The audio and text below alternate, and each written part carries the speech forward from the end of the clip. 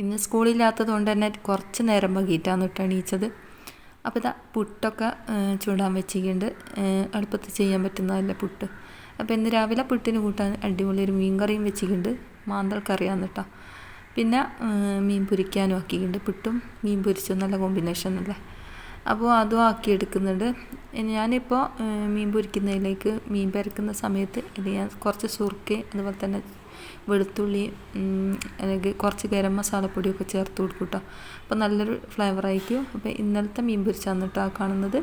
അപ്പോൾ പുട്ടുപൊടി അവിടെ ഞാൻ കുഴച്ച് വെച്ചിട്ടുണ്ട്. ഞാൻ സ്പൂൺ കൊണ്ട് കോരിയിടും കേട്ടോ. സ്പൂൺ കൊണ്ട് നമ്മൾ കോരിയിടുന്ന സമയത്ത് പുറത്തേക്ക് അങ്ങനെ പോവില്ല. അതിനെക്കൊണ്ട് നമുക്ക് നല്ല ക്ലീനോട് കൂടി തന്നെ നമ്മൾ പുട്ടുപൊടി നമുക്ക് പുട്ടും കുറ്റിയിലേക്ക് ഇടാൻ പറ്റും കേട്ടോ.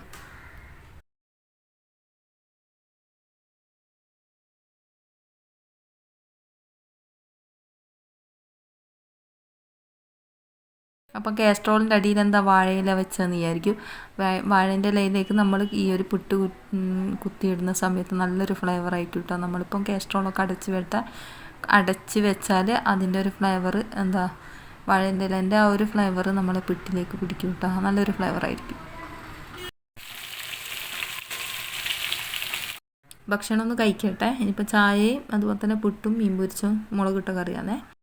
അപ്പം വെളിച്ചെണ്ണ കാച്ചി വെച്ചത് മുഴുവൻ കഴിഞ്ഞിന് കേട്ടോ. അപ്പോൾ വെളിച്ചെണ്ണ ആദ്യം കാച്ചാൻ പോവാണ്. അപ്പോൾ അതിന് വേണ്ടിയിട്ട് ഞാനിവിടെ കരിന്നുച്ചെടുത്തിട്ടുണ്ട്, മുരിങ്ങൻ്റെ ഇല എടുത്തിട്ടുണ്ട്. പിന്നെ നമ്മളെ എന്താ ഉമ്മത്തിൻ്റെ ഇല, കുറേ സംഭവ ഐറ്റംസ് 10-25 സാധനങ്ങളൊക്കെ ചേർത്തിട്ടാണ് കേട്ടോ ഞാൻ ഈ ഒരു വെളിച്ചെണ്ണ കാച്ചി എടുക്കുന്നത്. അപ്പോൾ നല്ല റിസൾട്ട് തന്നെ ഉണ്ട് കേട്ടോ. എൻ്റെ മുടിക്ക് എൻ്റെ മോളെ മുടിക്കൊക്കെ നല്ല റിസൾട്ട് ഉണ്ട്.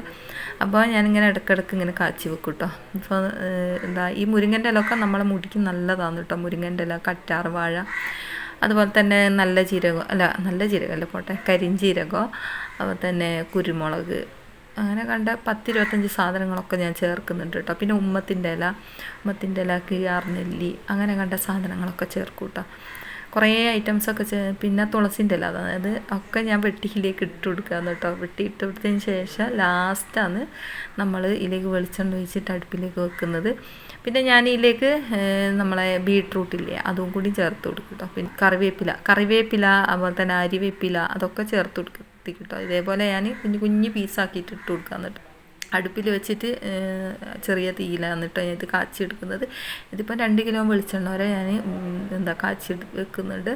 അപ്പോൾ മുടിക്കൊക്കെ നല്ലതാണ് കേട്ടോ. നമ്മളിങ്ങനെ ചെയ്ത് വെക്കുകയെന്ന് വെച്ചാൽ കുട്ടികൾക്കൊക്കെ തലയിൽ തേക്കാനൊക്കെ നല്ലതാണ് കേട്ടോ. അപ്പോൾ സാധാ തേങ്ങാപ്പാട് ഞാൻ ചിരകിയിട്ട് ഇട്ട് കൊടുക്കുന്നുണ്ട്. കുറേ ചിരകിയിട്ടല്ല, അടിച്ചിട്ടാണ് ഇട്ട് കൊടുക്കുന്നത്.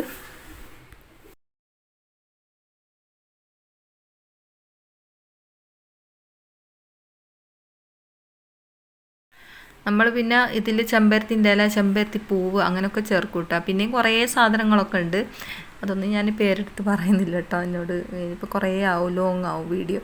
പിന്നെ നമ്മൾ ഇതേപോലെ നമ്മളിങ്ങനെ കാച്ചിയിട്ട് നമ്മൾ തന്നെ ഉപയോഗിക്കുക വെച്ചാൽ നമുക്ക് എന്താ തലക്കൊക്കെ നല്ല മുടിക്കൊക്കെ നല്ലതാണ് കേട്ടോ. ഇങ്ങനെ പച്ചമരുന്ന് കണ്ടത്തിലൊക്കെ ഉണ്ടാകുന്ന കുറേയേറെ മരുന്നുകളും കെട്ടിയിട്ട് ഇങ്ങനെ എണ്ണ കാച്ചിയിട്ട് ഉപയോഗിക്കുക വെച്ചാൽ നമ്മളെ പെൺകുട്ടികൾക്ക് മാത്രമല്ല ആണുങ്ങൾക്കും മുടി കൊഴിച്ചിലിനൊക്കെ നല്ലതായിരിക്കും കേട്ടോ. അത് കറുവപ്പട്ട മണത്തിനും വേണ്ടിയിട്ടാണ് കേട്ടോ. പിന്നെ ഞാൻ നെല്ലിക്ക അങ്ങനെ കണ്ട സാധനങ്ങളൊക്കെ ചേർത്ത് കൊടുക്കുന്നുണ്ട്. ഇതൊക്കെ ഞാനിപ്പോൾ എല്ലാം കട്ട് ചെയ്ത് ഒന്നായിട്ട് വെച്ചതാണ്. എല്ലാ പച്ചിലകളും ഉണ്ട്. അപ്പോൾ ഇത് ഫുള്ളായിരിക്കും കേട്ടോ. ഈ ഒരു പാത്രത്തിൽ തന്നെയാണ് ഞാൻ കാച്ചെടുത്തത്. അതിന് ബീട്രൂട്ടും നെല്ലിക്കൊക്കെ ഇതിലേക്ക് അടിച്ച് ചേർക്കുന്നുണ്ട്. പിന്നെ ഇതിൻ്റെ ഒപ്പം തന്നെ ഞാൻ തേങ്ങയൊക്കെ അടിച്ച് ചേർക്കുന്നുണ്ട് കേട്ടോ. തേങ്ങയൊക്കെ അടിച്ച് ചേർത്ത് കഴിഞ്ഞാൽ നല്ലൊരു മണമായിരിക്കും കേട്ടോ നമ്മളെ മുടിക്ക്. അപ്പോൾ അത് മുഴുവനായിട്ടൊന്ന് ഞാൻ ചേർത്ത് കൊടുക്കട്ടെ.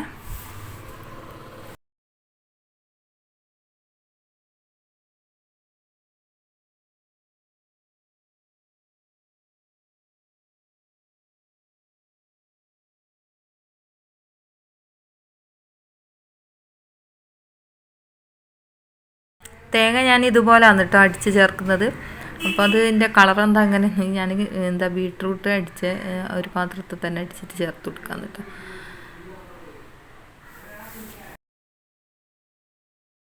ചിലവർ തേങ്ങാപ്പാലൊക്കെ ചേർത്ത് കൊടുക്കുന്നതാണ്. ഞാനങ്ങനെയൊന്നും ചേർത്ത് കൊടുത്തിട്ടില്ല. ഞാനിപ്പം ഇവിടെ ഒരു തേങ്ങ ഇതേപോലെ അടിച്ചിട്ട് ഇട്ട് കൊടുക്കുകയാണ് ചെയ്ത്. കുറച്ച് കരിഞ്ജീരകം കൂടി ചേർത്ത് കൊടുത്ത് ഇനിയിപ്പോൾ ഞാനിത് അടുപ്പിലേക്ക് വെച്ചു. ഇതിപ്പോൾ ഞാൻ അടുപ്പിലേക്ക് വെച്ചിട്ടാണ് കേട്ടോ കാച്ചുന്നത്. അടുപ്പിൽ വെച്ച് കാച്ചിയാലാണ് ഇത് കറക്റ്റായിട്ട് നമുക്ക് കിട്ടും. കാരണം ഗ്യാസുമില്ലാവുന്ന നേരം നല്ല തീയിൽ പെട്ടെന്ന് കരിഞ്ഞു പോകാനുള്ള ചാൻസ് കൂടുതലാണ് കേട്ടോ. അപ്പോൾ ഇത് ചെറിയ തീയിൽ അങ്ങനെ കാച്ചിയെടുക്കണം കേട്ടോ, സമയം എടുത്തിട്ട്. അപ്പോൾ അത് അടുപ്പിലേക്ക് വെച്ച് കൊടുക്കുന്നുണ്ട്. എന്നിട്ട് ഇതിലേക്ക് വെളിച്ചെണ്ണ ഒഴിച്ച് കൊടുക്കുക. ഇപ്പം ഞാൻ 2 ലിറ്റർ വെളിച്ചെണ്ണ ആണ് കേട്ടോ ഒഴിച്ച് കൊടുക്കുന്നത്. അപ്പം മൊത്തം പുകമഴ കേട്ടോ. ഇത് ഞാൻ കുറച്ച് ദിവസമായി അടുപ്പ് അങ്ങനെ കത്തിക്കാത്തത്. കാരണം എന്താണെന്ന് വെച്ചാൽ മഴ അല്ലേ, വിറകൊക്കെ ഒന്ന് കത്തിപ്പിടിക്കാൻ ഇച്ചിരി പണിയുണ്ട്. അപ്പം ഞാൻ ഗ്യാസുമ്പിലാന്ന് ചോറൊക്കെ വേഗം വെച്ചെടുക്കൽ കേട്ടോ, പെട്ടെന്ന് കയ്യട്ടെ എന്ന് വിചാരിച്ചിട്ട്. ഇപ്പോൾ ഞാൻ ഉണങ്ങിയ വിറകാന്ന് അതിൻ്റെ ഉള്ളിൽ വെച്ചെടുത്ത്. അത് നടുഭാഗത്തുള്ള ആ ഒരു അടുപ്പ് ഞാൻ മൂടി വെച്ചിട്ടില്ലായിരുന്നു. അതുകൊണ്ടാണ് ഇങ്ങനെ പുക പോകുന്നത്. അപ്പോൾ നടുഭാഗത്തുള്ള ആ അടുപ്പ് മൂടി വെച്ചാൽ പിന്നെ കറക്റ്റ് ആയിക്കോളൂ കേട്ടോ. അപ്പോൾ വെളിച്ചെണ്ണ മുഴുവനായിട്ട് ഞാൻ ഇതിലേക്ക് ചേർത്ത് കൊടുക്കുന്നുണ്ട്. പിന്നെ ഞാൻ മൈലാഞ്ചി ചേർത്ത് കൊടുത്തിട്ടില്ല കേട്ടോ. മൈലാഞ്ചി മോള് പിന്നെ കുറച്ച് കഴിഞ്ഞാൽ എല്ലാം പറിച്ച് കൊണ്ടുത്തന്ന് ഇങ്ങനെ വെട്ടി തന്നതാണ് കേട്ടോ. അപ്പം ഞാൻ ഈ കൊന്തോടിക്ക് തന്നെ ചേർത്ത് കൊടുക്കാമെന്ന്, അതിൻ്റെ ഗുണങ്ങളും കൂടി അതിലേക്ക് കിട്ടിക്കോട്ടെ എന്ന് വിചാരിച്ചിട്ട് മുഴുവനായിട്ട് അതിലേക്ക് ചേർത്ത് കൊടുക്കാമെന്ന് കേട്ടോ. അപ്പോൾ നിങ്ങൾ വിചാരിക്കും ഇതെങ്ങനെ കാച്ചെടുക്കുക. ഇത് കുറച്ച് കഴിഞ്ഞാൽ അത് എല്ലാം കൂടി വാടി താണ് നിൽക്കും കേട്ടോ. അതിനെ കൂടെ കറക്റ്റായിട്ട് തന്നെ നമുക്ക് കിട്ടും. അപ്പോൾ അത് നല്ലോണം ഒന്ന് വെന്ത് വാടി ഇതിൽ നിന്ന് കിടന്ന് തന്നെ ആയി കിട്ടണം കേട്ടോ. അപ്പോൾ അത് ഞാൻ ചെറിയ ചൂടിൽ ഇങ്ങനെ വെച്ചിട്ട്, അപ്പോൾ മട്ടലിൻ്റെ കഷ്ണമൊക്കെ ആണ് കേട്ടോ വെച്ചത്. ഉള്ള വിറകൊക്കെ ഒന്ന് ഒപ്പിച്ച് വെച്ച് കൊടുത്താണ്.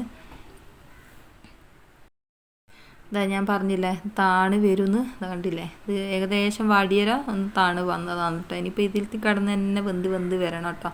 അപ്പോൾ കറക്റ്റായിട്ട് വരുന്നത് ഞാൻ കാണിച്ചു തരാം എങ്ങനെയാണെന്ന്. എനിക്കൊരു വീട്ടിൽ കൂടലിനൊക്കെ പോകാനുണ്ടായിരുന്നു കേട്ടോ. അപ്പോൾ അതിൻ്റെ ഇടയിൽ കൂടി വെച്ചിട്ട് അത് അവിടെ നിന്ന് ആയിക്കോട്ടെ എന്ന് പറഞ്ഞിട്ട് വെച്ചിട്ട് പോയതാണ്. അപ്പോൾ അത് അവിടെ നിന്ന് അങ്ങനെ ആവുന്നുണ്ട്. ഇനിയിപ്പോൾ ഞാനൊന്ന് മാറ്റിയിട്ടൊക്കെ വന്നിട്ട് നോക്കുമ്പോൾ ഇങ്ങനെ ആയിക്കിട്ടോ, തിളച്ച് നല്ലോണമായി വരുന്നുണ്ട്. ചെറിയ തീയത്തൊക്കെ കിടന്നിട്ട് അങ്ങനെ വെന്തോട്ടെ കേട്ടോ. അപ്പോൾ കറക്റ്റ് തന്നെ ആയി കിട്ടും.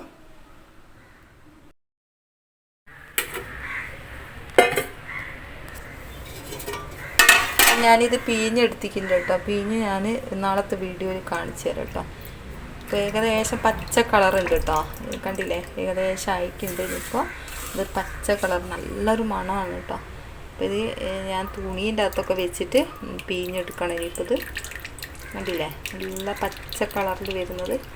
അപ്പോൾ ഇത്രയും പച്ചിലകളൊക്കെ അടങ്ങിയത് കൊണ്ട് തന്നെ ഇത് നല്ലൊരു കളറും നല്ലൊരു മണമായിട്ട്, നമ്മൾ തേങ്ങൻ്റെ ഇതൊക്കെ കൂട്ടിയതിനെ കൊണ്ട് തന്നെ നല്ലൊരു മണമാണ് കേട്ടോ.